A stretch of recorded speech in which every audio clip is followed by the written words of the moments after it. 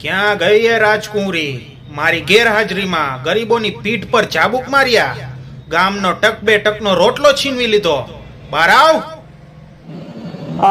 તો તું જ છે બહાદુર, જેને રાજની આજ્ઞાનું અને રાજમાતાનું અપમાન કર્યું.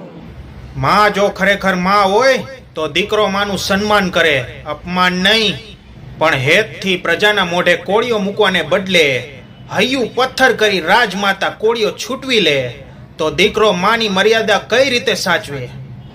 પણ રાજનો કર ભરવો એ સૌ કોઈની ફરજ છે. ફરજ તો પેલા રાજની છે, પોતાની પ્રજા સાચવવાની. નિર્દોષ કાળજાને કાપીને રાજમહેલની તિજોરીઓ ના ભરાય. ગરીબોના આંસુથી રાજમહેલના ઝરૂખે દીવા ના પ્રગટાવાય. તારા જેવા બે બદામના માણસને રાજની રીત રસમની શું ખબર પડે?